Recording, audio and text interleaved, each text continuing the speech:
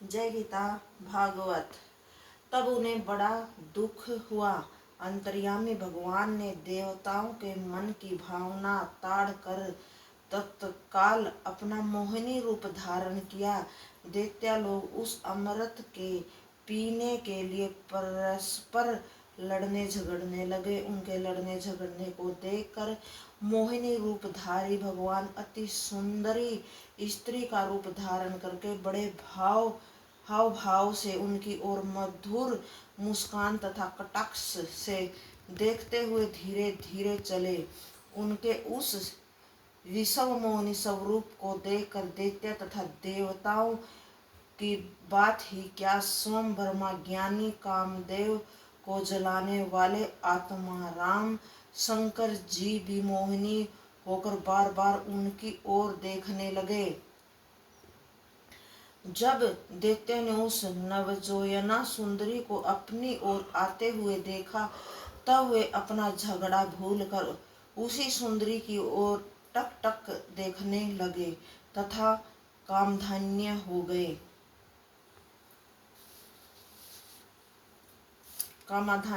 गए। श्री सुखदेव जी बोले, हे राजन, वे सभी दैत्य दानव परस्पर के झगड़ने को त्याग कर उस सुंदरी की ओर कामासक्त होकर देखने लगे। वह सुंदरी अपने मधुर निपुरों से तीनों लोकों को मोहित करती हुई उन दैत्यों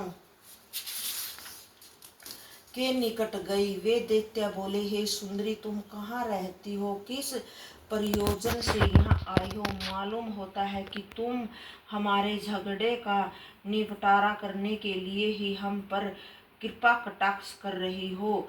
तुम्हारा स्पर्श अभी तक देवता, गंधर्व, नाग, किन्नर आदि किसी ने भी नहीं किया। प्रतीत होता है कि आओ सुभगे, हमारा स्वागत है।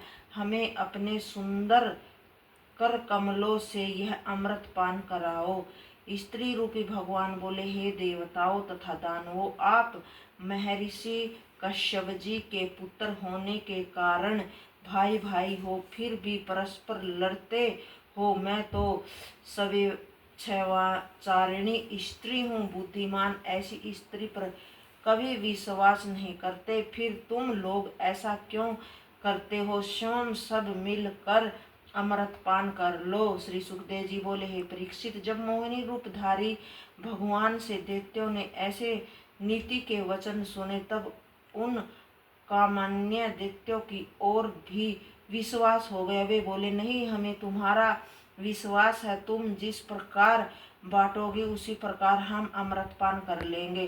तब मोहिनी रूपधारी भगवान बोले, हे दानवों, मैं जो कुछ भी उचित अनुचित करूं, आप लोगों को सब स्वीकार हो तो तुम्हें अमृत पिला सकती हूँ। दैत्यों ने स्वीकार कर लिया, क्योंकि वे तो काम के वशीभूत हो रहे थे। वे तो उस सुंदरी के सुंदर हाथों से ही अमृत पान करना चाहते थे। तत्पश्चात एक दिन व्रत उपवास करने के पश्चात देवता तथा दैत्य अलग अलग पंक्ति बनाकर अमृत पान करने के लिए बैठ गए। भगवान मोहिनी रूपधारी ने स्वयं अमृत का घट अपने हाथ में ले लिया। दैत्यों की ओर मधुर मुस्कुरान तथा कटाक्ष से देखने लगी। दैत्य उनकी विश्व मोहिनी मुस्कुरान तथा कटाक्ष से ऐसे मदहोश तथा उन्मत्त हो गए कि वे अमृत का पीना भूलकर उनकी दृष्टि एकटक उन्हीं की विषव मोहक छवि पर लगी गई।